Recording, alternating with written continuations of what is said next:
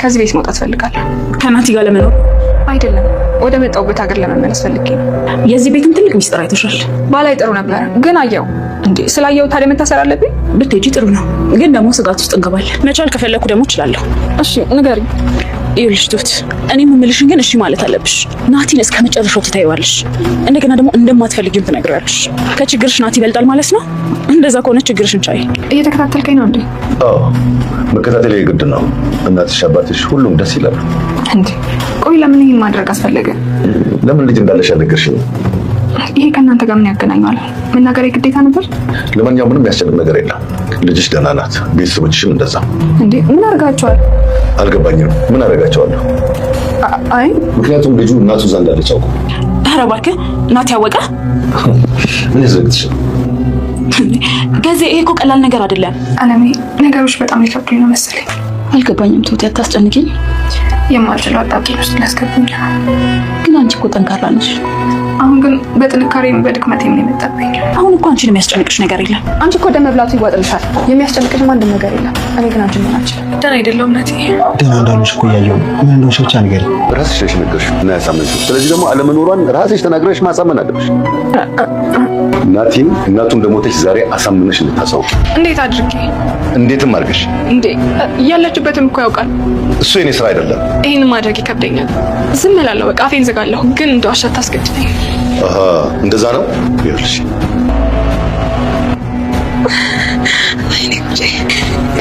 ትሁት ምን ነሽ?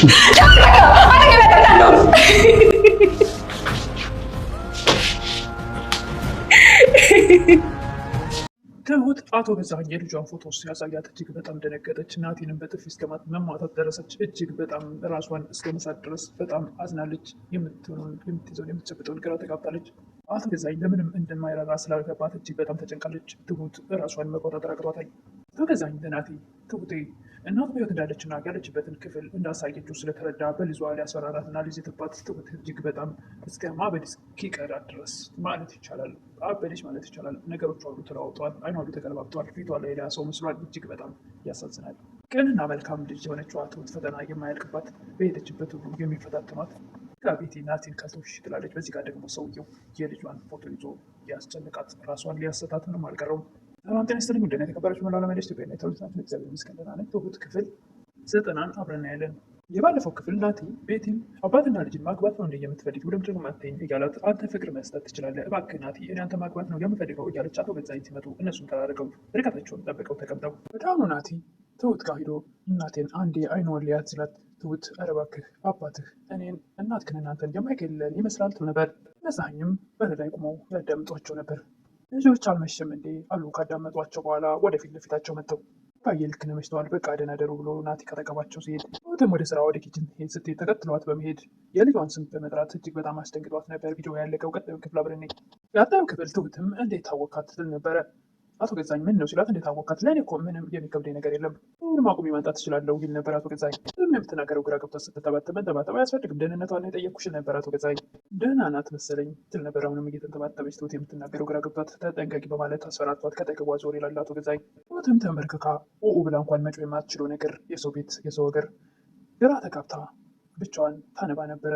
ዋጥ አድርጋ ማልቀስ የማይቻልበት የሰው ቤት ጮህ ማልቀስ አይቻል፣ ድምጿን እንደፈለገች ማውጣት አይቻል።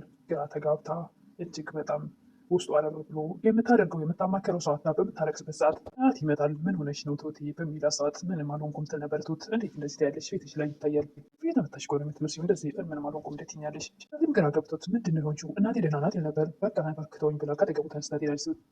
እንዳትነግረው ግራ ተጋብታለች። ቤቲም በበኩሏ አቶ ገዛኸኝ በበኩላቸው ግራ እያጋባት ቤቲም ራሷን በመስታወት እያየች ናቲ የኔን ነው የሚንከባከበኝ የሚያቀብጠኝ እኔን እንጂ ችግርንማ በፍጹም እሷን እንደወስድ አልፈልግም፣ እሷ ደግሞ ከኔ ልትነጥቀው አትችልም ትል ነበር ለራሷ። ወደ ትሁት በመሄድ ደግሞ ቁርስ አልደረሰም እንዴት ትል ነበረ። አንቺማ በገዛ ቤቴ ከወንድ ጋር ሸሽ ገዳም እያልሽ ስላት ነበር። ለራሷ ውስጧ ልቧ ተነክቶ ሀዘን ግራ ገብቷታል። የአቶ ገዛኸኝ አነጋገር አስጨንቋታል። እሷ ደግሞ ሄዳ ስለ ናቲ እያወራች አይምሯን ትበጠበጣት ነበር። ሆነች ነው ናቲ ጋር ተጣላሽ እንዴት ላት ነበረ። አንቺ የጠየቅሽን ቁርስ ነው ስለሌላ ለምን ታወሪያለሽ ትል ነበረ ትሁት። ናቲ ቤቲን ምን አድርገሻት ነው ልጅቷ እንደዚህ ሆነችው ይላት ነበር። ራስ አይደል እንደ የምታጠቃት እኔ እናንተ ቁጭ ብላችሁ ነው አይደል የከፍታችሁ የሄድኩት ወደ ቤት ትል ነበረ ቤቲ። እኔ ከማታ በኋላ አላገኘኋትም፣ ስለዚህ እኔ የማውቀው ነገር የለም ትል ነበረ። ቤቲም ግን ናትዬ ስለ እሷ ተውና ብላ እጁን ለመያዝ ስትሞክር ለሌላ ወሬ ዝግጁ መስልሻለሁ እንዴ ስታይ መውደቂያን አሳምርልኝ ትል ነበር አያቴ ትል ነበረ ቤቲ እና ይኸው አምሮልሻል አይደል ሌላት ነበር እናቴ። ቤቲም አንተ በቃ መውደቂያ ሰራተኛ ላይ ሆነ ደግሞ ችን ሰራተኛ የምታያትን ሴት ከሰራተኛ ማውጣት ያለው ስለዚህ የኔ መውደቂያ ተስተካከለ አማረ ማለት አይደል? አንቺ ግን አባዬን ምን ታደርጊዋለሽ? ተፈጥሮ ነው ወጣት ልታደርጊው ልትመልሺው አትችይ። ቤቲ በዚህ ሰዓት ቀጣይ ትላለች። ቤቲን ካበሳጫት በኋላ ትሁቴ በኋላ ስትረጋጊ ደውይልኝ እሺ በማለት ወደ ውጭ ይወጣል። ቤቲ ናቲ ከወጣ በኋላ ወደ ትሁቴ ላይ የመረረች ነገር አለ ትላት ነበር። አዎ አንድ ነገር ልትረጂ ትችላለች ትላት ነበር። ምንድነው እሱ? ከዚህ ቤት መውጣት ከናቲ ጋር ለመኖር ነው ትል ነበረ ቤቲ። በፍጹም አይደለም ወደ የመጣሁበት ሀገር ለመመለስ።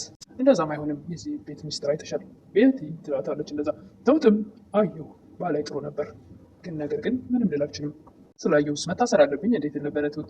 በጭራሽ ልረዳሽ አልችልም ሌላ መረዳሽ ነገር አለ ትል ነበረ ቤቲ። አዎ ጋሼን ላናግር እፈልጋለሁ ማታ ይመጣል እሱ ትላለች ቤቲ። እስኪመጣ በፍጹም ልጠብቅ ልታገዝ አልችልም ትል ነበር ትሁት። እና ቢሮ ልውሰድሽ? አዎ ውሰጂኝ ቤቲ። ምንም እንኳን ትሁት ከዛ ቤት እንድትወጣ ብትፈልግም በአንድ በኩል ግን ነገር ግን ሚስጥር ስለያዘች ነገ ካሳወቀች ነገሮች እንዳይበላሹባት ነገሮችን ግራ አጋብቷታል። እሷም ለራሷ ልውሰድሽ ብላ ይዛት ከወጣች በኋላ እኔና አንቺ እኮ የምንስማማት ነበር። እኔ እኮ ላንቺ መጥፎ አልነበርኩም። ነገር ግን በማይመጣው መጣሽ በምልሽ ተስማሚ። ናቴን እስከ መጨረሻው ትተይዋለሽ፣ ትረሺዋለሽ እስከነፈጠሩ እሺ እንደማትፈልጊውም ትነግሪዋለሽ። ከችግርሽ ናቴ ይበልጥብሻል እንዴ ትላት ነበር። አቶ ገዛኝ ቢሮ ቤቲ ከደረሰቻት በኋላ አቶ ገዛኝ ሳትደውይልኝ እንዴት መጣሽ ነበር። ባሌ ጋር መጣች ደግሞ ደውል ያስፈልጋል እንዴት ነበረ። ስራ ስለሆንኩ ነው እንጂ ምንም አይደል መጣት ትችያለሽ። አሁን እንኳን ትሁት ናት እንጂ አይደለሁም ፈልጌ የመጣሁት ነበረ። ትሁትም እስኪ ከቻልሽ አንዴ ላስቸግርሽ ትወጪልኛለሽ ትላለች። ከወጣችላት በኋላ ትሁት እየተከታተልከኝ ነው እንዴት ነበረ። አቶ ገዛኝን እየተከታተልኩሽ ነበር እናትሽ አባትሽ ሁሉም ደስ ይላሉ ይህን ማድረግ አስፈለገ ትል ነበረ ትሁት። አቶ ገዛኝ ለምን ልጅ እንዳልሽ አልነገርሽኝም? ልጅ እና እናንተ ምን አገናኛችሁ ትል ነበረ ትሁት። ማንኛውም የሚያስጨንቅ ነገር የለም ልጅሽ ደህና ናት ቤተሰቦች እንደዛው ደንግጣ እንዴ ምን አድርጋችኋል ትል ነበረ።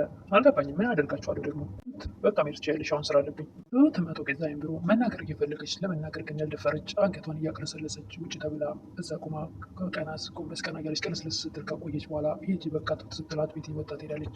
ትሁትም ከዛ ቢሮ ከወጣች በኋላ ለአባባ ቀጥታ ነበር የደወለችው። አባዬ ጉዱኝ እልሃለሁ ልጄንና ቤተሰቦችን ሁላ ነገረኝ። የምትመጣው አባዬ እኔ ላብድ ነው። ቤቲ አቶ ገዛኝን ከዚህ ምንድነው የተፈጠረው ትነበረ። ምን ማለት ነው ነበር ልጅ ፋፍ ኮሌት ሞት ደርሳለች ትነበረ። አቶ ገዛኝም የሚፈልገው አይደል እንዴ ከዚህ በኋላ አርፋ ትቀመጣለች። ምንድነው የተፈጠረው ትነበረ። ቤቲ ቤተሰቦቿን እንዳለ ተዋወቋቸው እነሷ ብላ አስታወቃት ስላት በጣም ደነገጠች። እና ምን ማለት ነው ለምን ደነገጠች? ልጁ እኮ እናቱ እንዳለች አውቋል።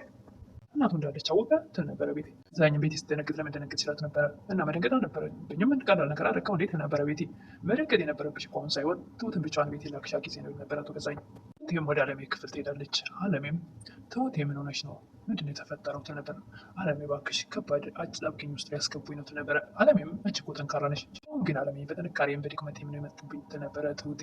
አለሜም ጥንካሬሽስ ምንድነው ድክመትሽስ ምንድነው ትል ነበረ። ልጅ የጥንካሬ ናት ትል ነበረ ትሁት። አለሜም እንዴ አንቺ ልጅ አለሽ እንዴ ትል ነበረ። የማው ልጅ አለኝ የምሳሳላትና ሁሌም የምትናፍቀኝ ነገርሽኝም ትል ነበረ። አለሜ ነግሬሽ ነበር ረስተሽ ይሆናል እንጂ ግን አሁን ባለኝ ፍራቻ የተነሳ ለእኔ ለራሴ ልጅ አለኝ ለማለት እየፈራሁ ነው ትል ነበረ ትሁት። ትሁቴ ልጅ ስላለሽ በጣም ደስ ብሎኛል ትል ነበረ አለሜ።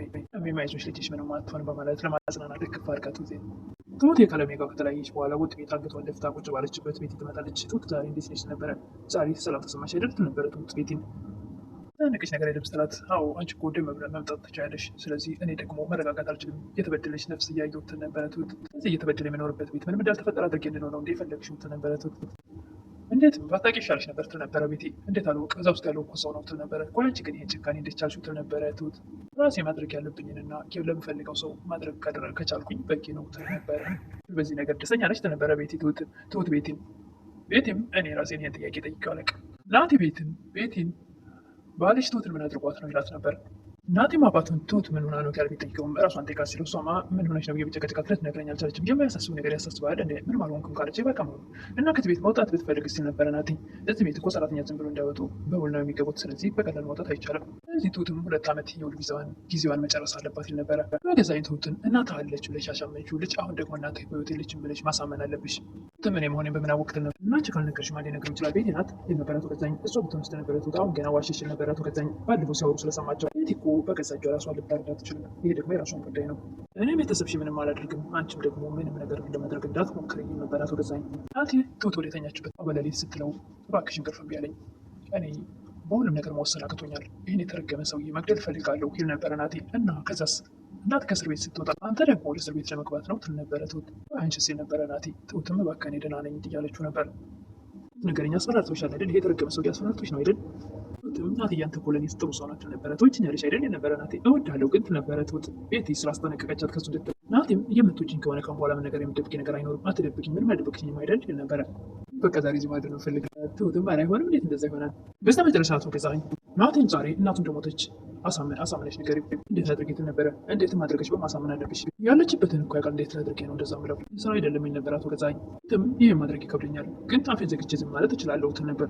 ደግሞ እንድዋሽ አታስገድደኝ ከሆነማ ብሎ ከሩቱ መቼም የልጇ ፎቶ ነው የሚሆነው። ምንም እንኳ ፎቶ ባይታይ ሲያሳያት ትሁት እጅግ በጣም ትደነግጣለች፣ ታነባለችም። ናቲም ትሁት እጇን ጭንቅላቷ ላይ አድርጋ ወይኔ ጉዴ እያለች አይኗ በርበሬ እስኪመስል ፊቷ እስኪለወጥ እያለቀሰች ትሁቴ ሲላት በቃ ከአጠገቢያ ትድረስ በማለት በጥፊ ትለዋለች። እንደዛ የሚከባከባት ናቲን ቦታ የሰጣትን ቤቲ ችግር መረጥከ ወይ ከኔ እያለችው እሱ ደግሞ ለእሷ ልዩ ሴት ናት እያለ የነበረውን ልዩ ቦታ የሰጣትን ናቲን በጥፊ ካለች በኋላ ተንበርክካ ስታለቅስ ናቲ አንዴ ፊቱን ይዛል፣ አንዴ እሷን ያያል። ግራ ተጋብቷል። እሷን ማበድ ቀርቷታል። በሚቀጥለው ምን ይፈጠር ይሆን? ናቲ አባቱ ላይ መድፋት አለብኝ ሲል ነበርና ለአንቺ ስላደርጓለሁ እያለ ነበረ። ትሁቴ ናቲ ላይ እጇን ስላነሳች መቼስ ናቲ ሳይረዳ ትሁቴ ስትረጋጋ ይሆን? እሱም በቀጣይ የምናይ ይሆናል ምን እንደሚፈጠር